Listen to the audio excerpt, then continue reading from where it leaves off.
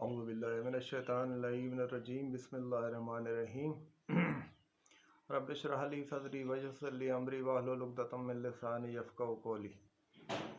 آج کا جو میرا ٹاپک ہے وہ ہے طی الارض کے بارے میں۔ طی الارض کیا چیز ہے کہ ایک انسان اگر کسی ایک جگہ پہ موجود ہے تو وہ اپنا ایک قدم دوسرے جگہ کے لیے مختص کرے تو وہ اس جگہ پر پہنچ جائے۔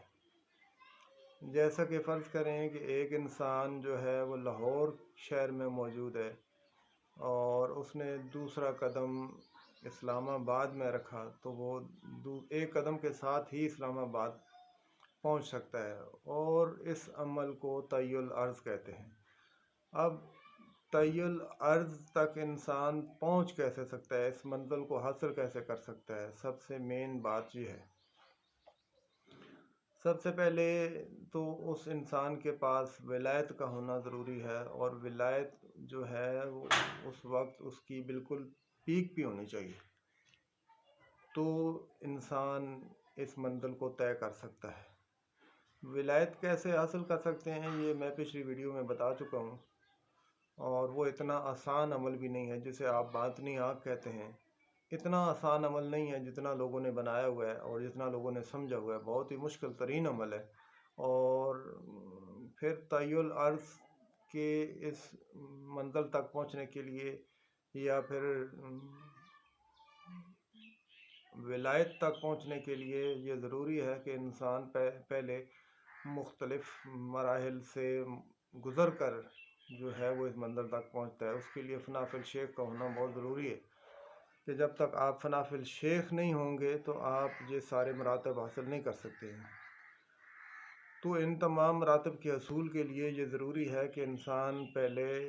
فنا فی الشیخ کی منزل کو عبور کرے، اور فنا فی الشیخ کی منزل جو ہے وہ اس تک آپ کیسے پہنچ سکتے ہیں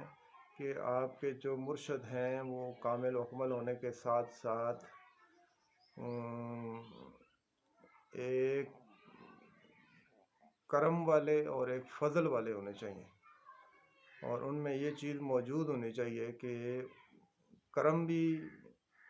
ان کی ایک خاصیت ہو اور فضل کرنا بھی ان کی ایک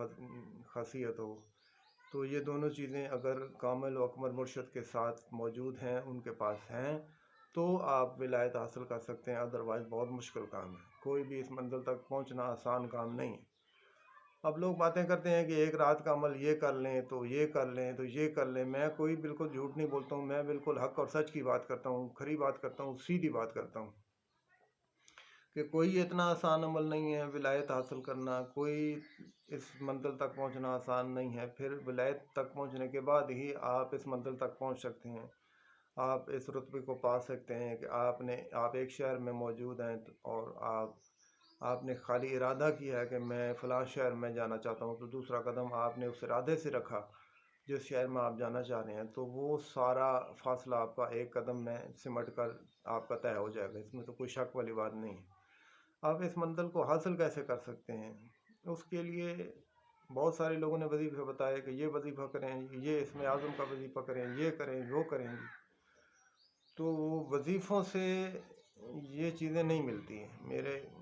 نالج کے مطابق جہاں تک میں ان مراحل سے گزرا ہوں تو وظیفوں سے کوئی چیز حاصل نہیں ہوتی ہے۔ ہاں، وظیفہ ایک کام کے لیے ضروری ہے کہ اگر آپ کے پاس مرشد نہیں ہے، روحانی مرشد، آپ وظیفہ کریں تو آپ کے پاس اگر روحانی مرشد آ گئے ہیں، آپ کے ساتھ ہیں، تو پھر وہ یہ سارے منازل آپ کو طے کروا سکتے ہیں۔ اس کے لیے شرط یہ ہے کہ وہ جو مرشد آپ کے ساتھ آئیں وہ کامل و اکمل ہونے کے ساتھ ساتھ کرم اور فضل کی منزل پر بھی فائز ہونے چاہیے۔ اگر وہ کرم اور فضل کی منزل پر فائز نہیں ہیں تو آپ کو ولایت نہیں مل سکتی ہے، آپ کو وہ ولایت دیں گے نہیں، آپ کو اہل ہی نہیں سمجھیں گے۔ تو اس کے لیے اہل ہونا بھی ضروری ہے کہ ولایت کے لیے اہل لوگوں کی ہی چیز ہے، اور اہل لوگوں تک ہی پہنچائی جاتی ہے، اور اہل لوگ ہی اس کے مستحق ہیں، اور عام لوگوں کے لیے تو ہے نہیں ہے ولایت، جسے آپ باطنی آنکھ کہتے ہیں کہ باطنی آنکھ روشن ہو گئی۔ جی اتنا آسان عمل نہیں ہے میرے دوستوں بہت ہی مشکل ترین عمل ہے، اور میں ان سارے مراحل سے گزر کر آیا ہوں، اور مجھے پتہ ہے کہ جب تک آپ فنا فی الشیخ کی منزل تک نہیں پہنچتے ہیں تو یہ کوئی بھی رتبہ آپ حاصل نہیں کر سکتے ہیں، اس تک نہیں پہنچ سکتے ہیں۔ تو ان تمام مراحل سے گزر کر جو ہے، اگر آپ فنا فی الشیخ کی منزل تک پہنچتے ہیں تو پھر آپ آگے کی منزلیں ساری طے کر سکتے ہیں، یعنی کہ آپ کو ولایت بھی مل سکتی ہے، اور جب آپ کو ولایت مل جائے گی تو پھر ولایت کی یہ خصوصیات میں شامل ہے، طی العرض کا جو میں آپ سے بات کر رہا ہوں اس کے بارے میں، کہ یہ اس کی خصوصیات میں شامل ہے کہ جب آپ کی ولایت عین پیک پہ پہنچتی ہے تو آپ ایک شہر سے دوسرے شہر جانے کے لیے خالی آپ ارادہ کر لیتے ہیں تو وہ دوسرا قدم آپ کا دوسرے شہر میں ہی ہوتا ہے، اس میں تو کوئی شک والی بات نہیں ہے، کوئی دو رائے نہیں ہے۔ لیکن جو لوگ یہ کہتے ہیں کہ یہ وظیفہ کریں، یہ وظیفہ کریں تو یہ ہو جائے گا، یہ وظیفہ کریں تو یہ ہو جائے گا، بہت ساری ویڈیوز میں نے بھی دیکھی ہیں اور لوگوں نے وظیفے بتائے بھی ہیں، لیکن پروسیس نہیں بتایا ہے، عمل نہیں بتایا ہے کہ صحیح پروسیس کیا ہے۔ صحیح پروسیس وہی ہے جو میں آپ کو بتا رہا ہوں کہ آپ وظیفہ کریں گے تو آپ کے ساتھ ایک کامل و مکمل مرشد آ جائیں، وہ آپ کی خوش نصیبی ہے، وہ آپ کی خوش قسمتی ہے کہ اگر ایسے مرشد آپ کو مل جائیں جو مہربان بھی ہوں کامل و مکمل ہونے کے ساتھ، تو وہ اگر آپ پہ مہربان ہو جائیں گے تو آپ کو ولایت عطا کر دیں گے۔ جب آپ کو ولایت عطا کر دیں گے تو پھر آپ طی العرض کی منزل جو ہے اس کو عبور کر سکتے ہیں اور اس رتبے کو آپ پا سکتے ہیں۔ پھر آپ ایک شہر سے دوسرے شہر میں جانے کے لیے آپ اگر ارادہ کریں گے خالی، تو دوسرا قدم آپ کا دوسرے شہر میں ہوگا۔ تو اس کے لیے دوستو بہت سارے لوگوں نے اسم اعظم کا بتایا کہ یہ اسم اعظم ہے، فلاں اسم اعظم ہے۔ اب اسم اعظم کا ہی پہلی بات تو یہ ہے کہ کسی کو پتہ نہیں ہے کہ صحیح اسم اعظم ہے کون سا ہے۔ تو اسم اعظم کا وظیفہ بھی فرض کریں اگر آپ کو پتہ چل بھی گیا، تو اگر آپ اسم اعظم کا وظیفہ کرتے بھی ہیں تو پھر بھی آپ نے وہ روحانی مرشد ہی حاصل کرنا ہے۔ یہ کوئی طریقہ نہیں ہے کہ آپ نے ایک وظیفہ کیا تو آپ نے طی العرض کی منزل تک آپ پہنچ گئے۔ اب ویڈیو تو میں اس بات پہ نہیں بنانا چاہ رہا تھا، لیکن بہت سارے لوگوں کی ویڈیوز میں نے دیکھی جنہوں نے یہ فرمایا کہ آپ یہ وظیفہ کریں تو آپ اس رتبے کو حاصل کر لیں گے کہ طی العرض کیا ہے۔ تو طی العرض تک پہنچنے کے لیے کسی ایسے ڈائریکٹلی وظیفے کی ضرورت نہیں ہے، اس کے لیے بہت ساری پہلے منازل طے کرنی پڑتی ہیں۔ ان سب منازل کو طے کرنے کے بعد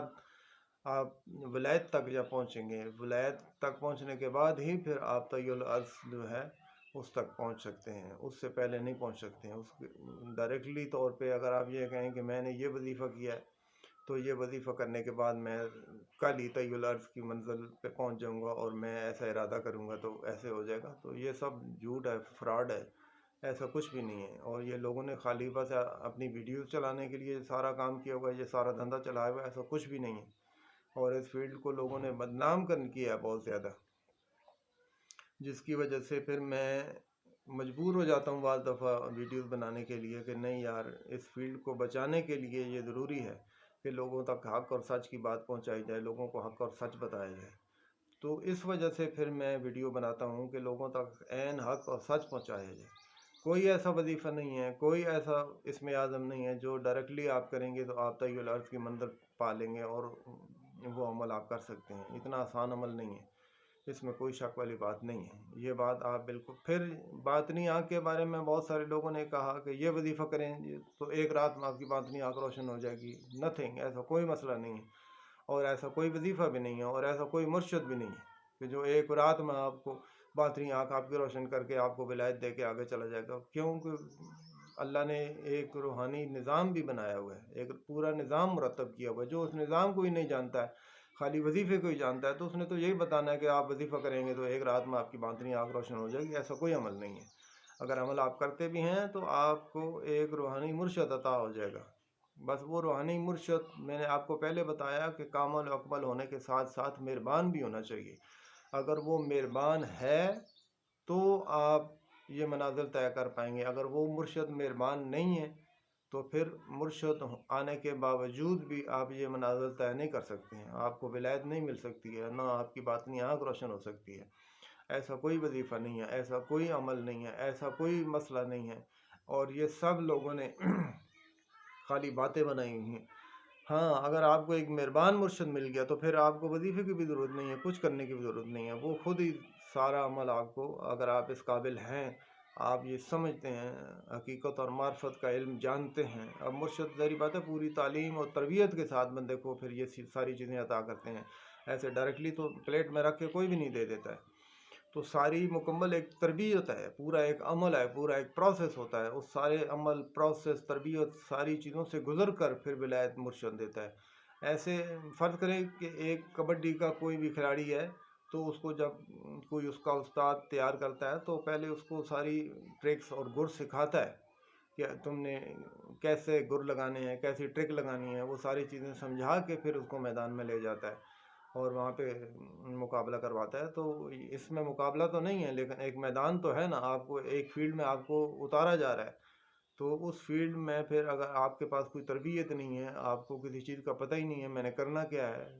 تو آپ خالی ولایت کو یا باطنی آنکھ کو لے کے تو نہیں گھومتے پھریں گے۔